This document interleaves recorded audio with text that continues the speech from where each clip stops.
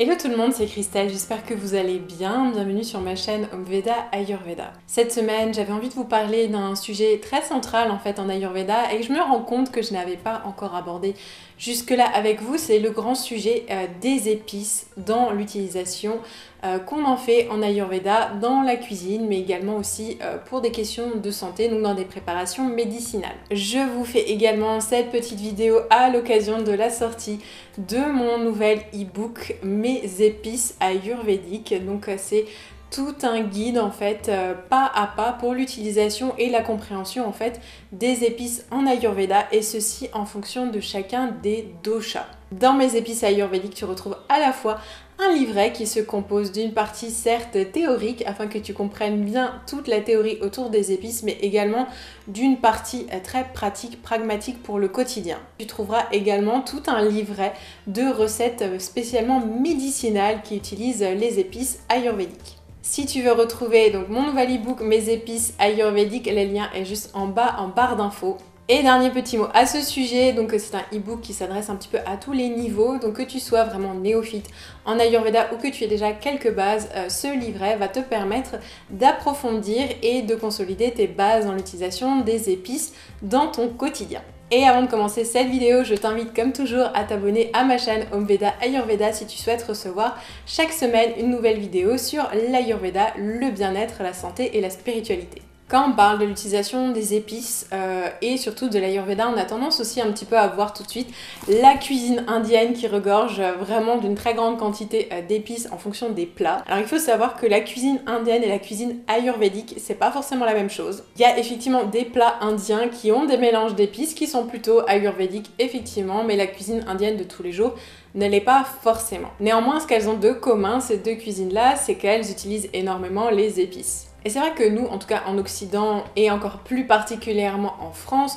on a une utilisation très limitée des épices à quelques épices seulement, et pas forcément d'ailleurs que des épices qui viennent de chez nous. On utilise quand même très régulièrement du poivre dans notre cuisine alors qu'on ne cultive pas de poivre par chez nous. Et pour le reste, c'est vrai qu'on a tendance à utiliser principalement tout ce qui va être des herbes séchées. La cuisine, comme tu le sais, c'est l'un des piliers en fait de la santé par l'Ayurveda. Le fait de manger, c'est quelque chose qu'on répète entre 2 et 4 à 5 fois en fonction des personnes et des doshas par jour, et donc c'est une opportunité quotidienne en fait d'améliorer et d'entretenir sa santé. Tu connais le célèbre adage on devient vraiment ce que l'on mange, et c'est vrai que d'une perspective ayurvédique, effectivement, ou en tout cas ce qu'on mange nous influence vraiment suffisamment pour effectivement que on s'en rende compte à la fois au niveau de notre métabolisme, de notre santé, mais également aussi au niveau de notre psychologie et de notre humeur. Je t'en ai déjà parlé dans toutes les vidéos en fait sur les cuisines ayurvédiques de saison, donc toutes mes vidéos en fait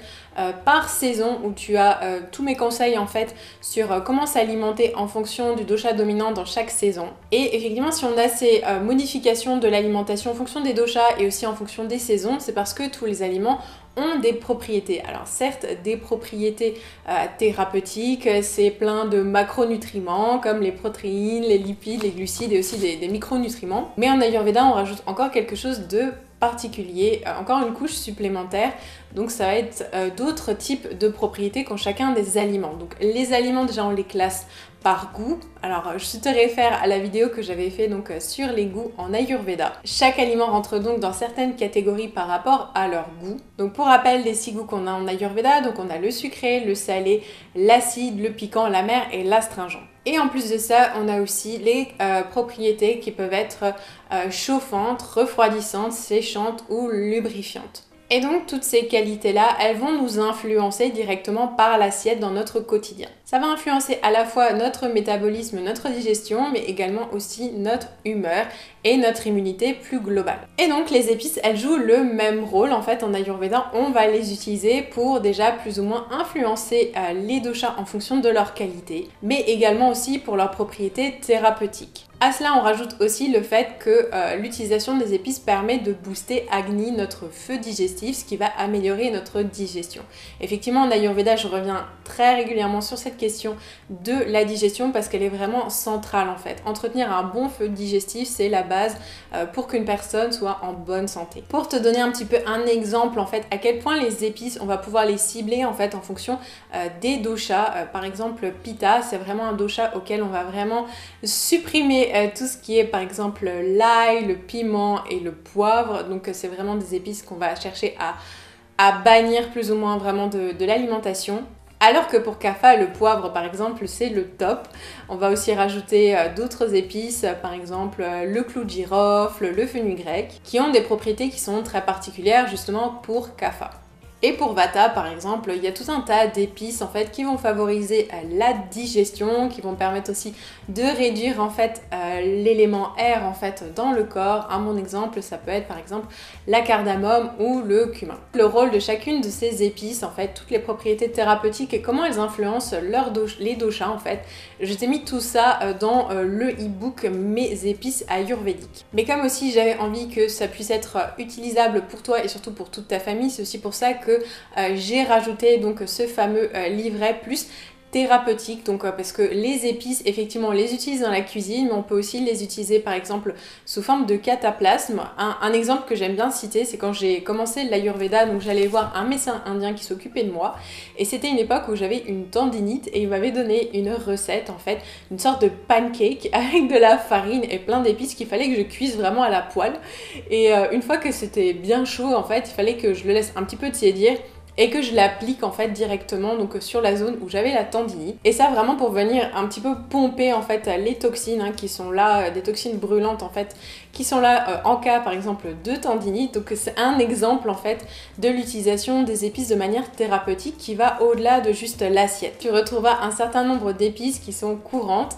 avec lesquelles je t'ai mis à chaque fois une recette thérapeutique. Alors c'est vraiment très variable le genre d'utilisation que tu peux faire. C'est un livret que tu pourras utiliser toute l'année quand même parce que j'ai mis un certain nombre de mélanges aussi par rapport aux saisons, tout un tas d'explications aussi sur comment cuisiner, comment préparer ces épices-là en fonction de certains paramètres en fait qui sont à prendre en compte avec l'Ayurveda. Mes épices ayurvédiques, tu trouves toutes les informations donc en bas en barre d'infos. Alors voilà, j'espère que cette vidéo donc au moins d'introduction aussi sur le joyeux monde des épices t'a plu, t'a donné envie d'aller en savoir plus. S'il y a une chose pratique que tu peux retenir de cette vidéo, c'est déjà de se familiariser avec les épices au quotidien, parce que au-delà donc des caractéristiques en termes de goût, en termes de convenance ou pas avec les doshas, les épices sont très largement antioxydantes, elles sont très riches en termes de propriétés thérapeutiques et comme je le disais précédemment, elles favorisent une meilleure digestion. Donc déjà se familiariser dans sa cuisine du quotidien, c'est déjà